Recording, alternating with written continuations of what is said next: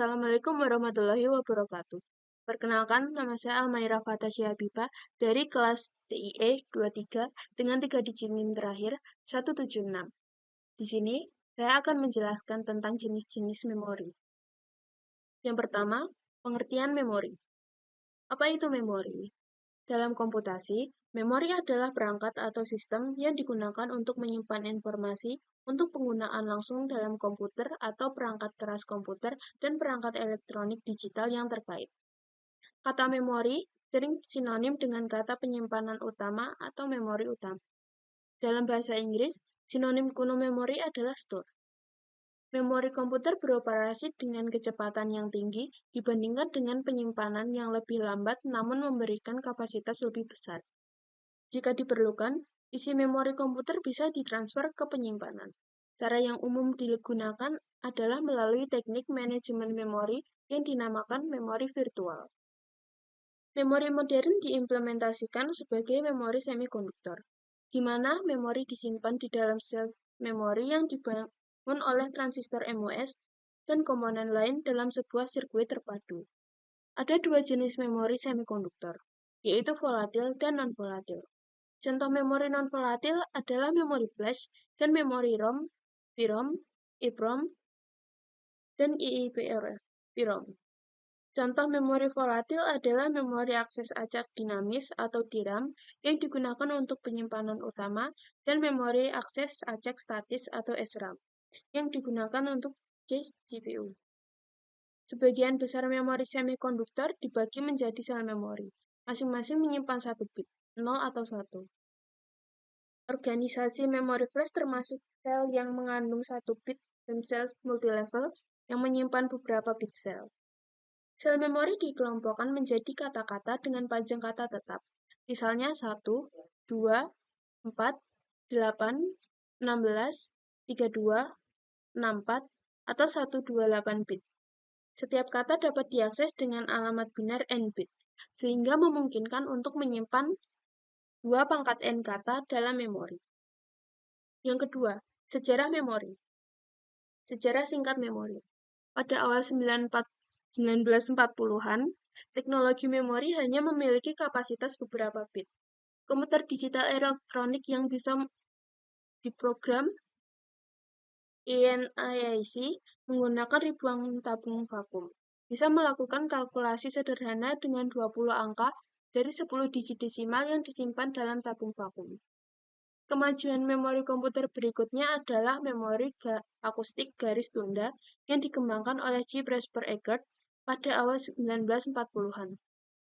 Melalui tabung kaca yang diisi dengan merkuri dan ditutup dengan kristal kuarsa pada setiap ujungnya, garis tunda bisa menyimpan informasi bit dalam bentuk gelombang suara yang menyebar melalui merkuri, dengan kristal kuarsa sebagai transducer untuk membaca dan menulis bit. Kapasitas memori garis tunda hanya sampai beberapa ribu bit. Pada 1946, dua alternatif garis tunda, tabung Williams dan tabung Selectron muncul. Kedua-duanya menggunakan sinar elektron pada tabung kaca sebagai sarana penyimpanan. Menggunakan tabung sinar katode, Fred Williams menciptakan tabung Williams, memori akses acak pertama. Kapasitas tabung Williams lebih besar daripada tabung Selectron. Selectron hanya bisa menyimpan sampai 256 bit, namun tabung Williams bisa menyimpan ribuan bit dan lebih murah. Namun, tabung Williams sangat sensitif terhadap gangguan lingkungan. Lalu, memori non-volatil mulai dicari pada akhir 1940-an. Memori inti magnetik memungkinkan pengingatan kembali memori setelah pemutusan listrik.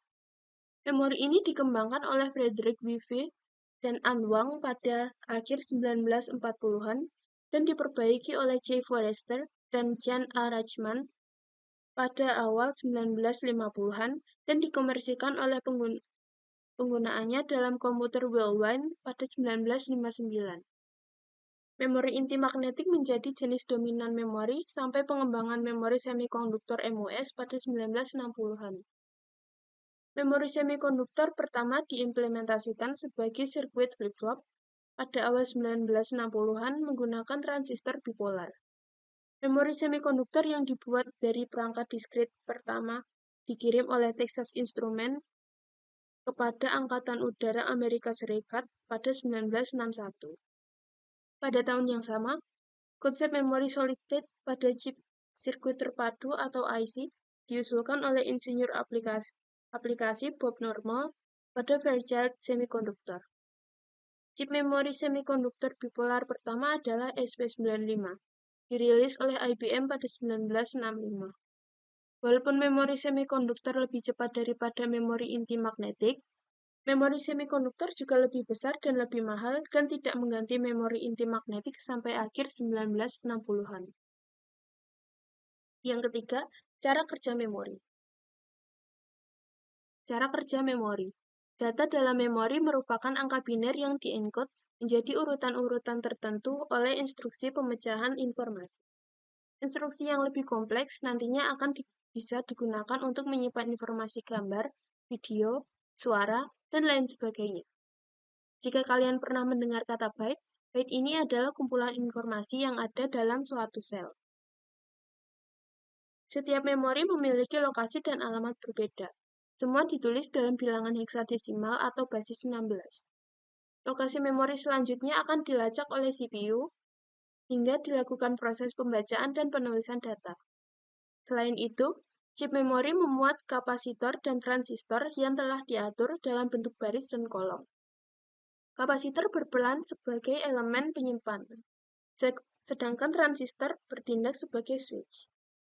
Ketika perangkat komputer dihidupkan, kontrol memori dan beban basic input-output system atau BIOS dari read-only memory atau ROM akan memeriksa semua alamat memori.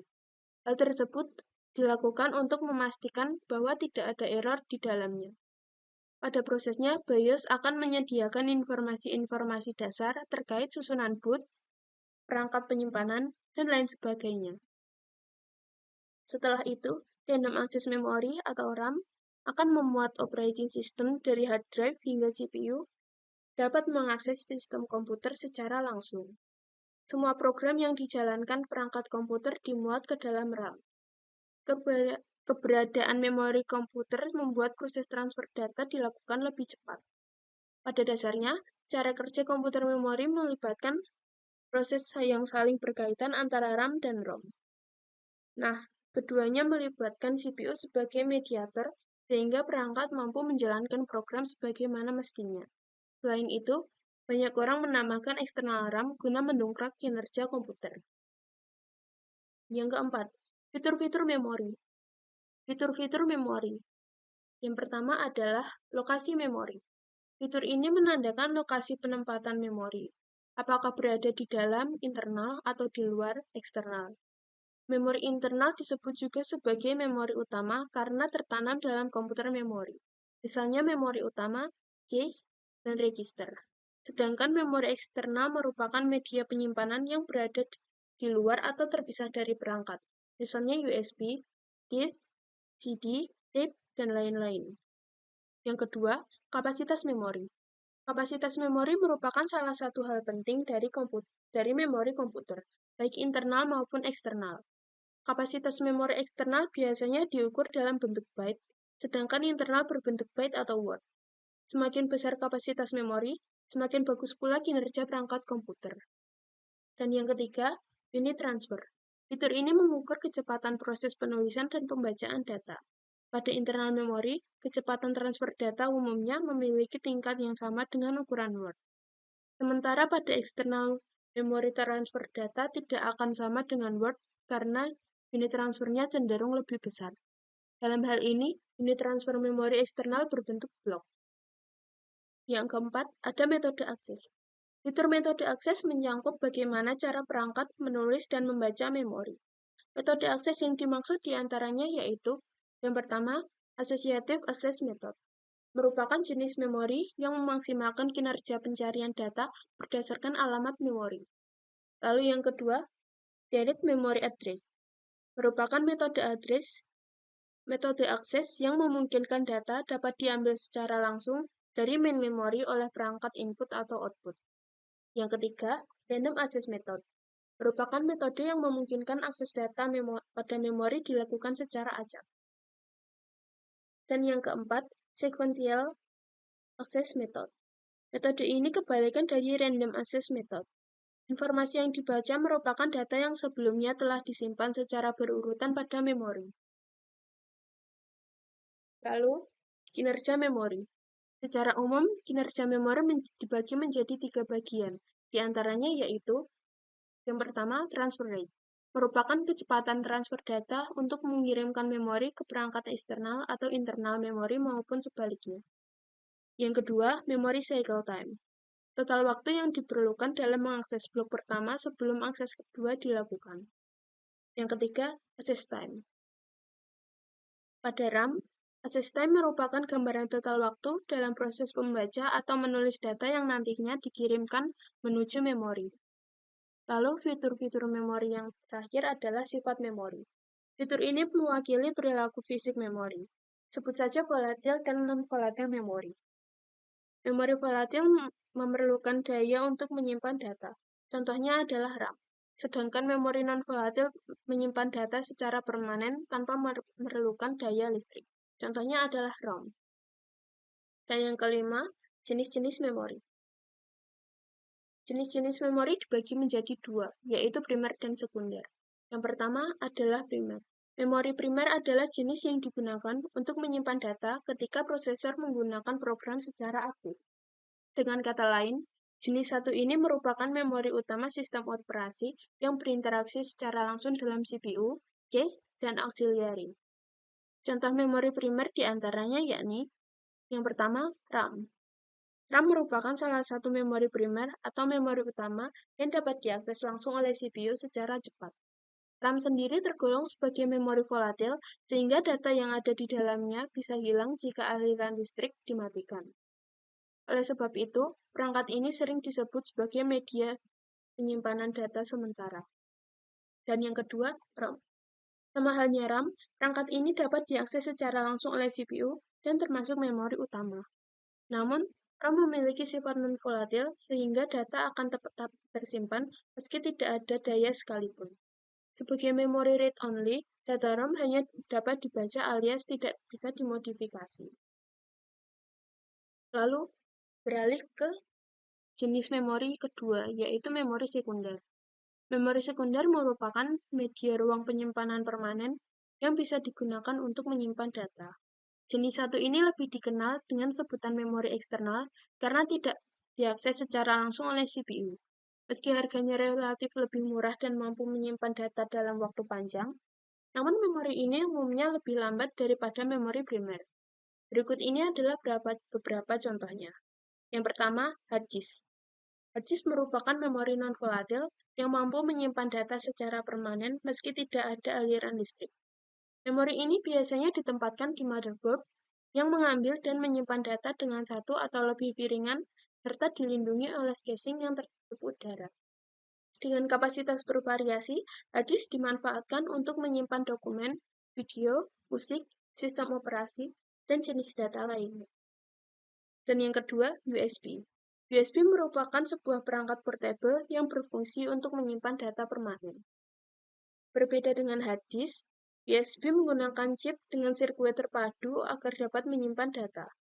Selain itu, memori ini bisa terhubung dengan perangkat komputer melalui port USB. Lalu ketiga, compact disk atau CD. Compact disk atau lebih dikenal dengan singkatan CD merupakan perangkat yang digunakan untuk menyimpan dan membackup data. Sama halnya dengan penyimpanan lain, CD mampu menyimpan data seperti video, audio, dokumen, OS, dan lain sebagainya. Pada prosesnya, data CD dapat ditulis dan dibaca menggunakan sinar laser. Dan yang keempat, cache. Memori cache memiliki ukuran kecil serta dapat kamu temui di antaranya pada memori utama dan CPU. Sebagai memori sementara, kinerja memori cache sangat tinggi, bahkan lebih cepat dari memori utama.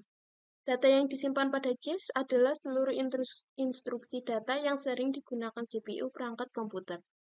Karena lokasinya berada dengan chip CPU, cache memori juga sering disebut dengan nama memori CPU. Dan yang kelima, register.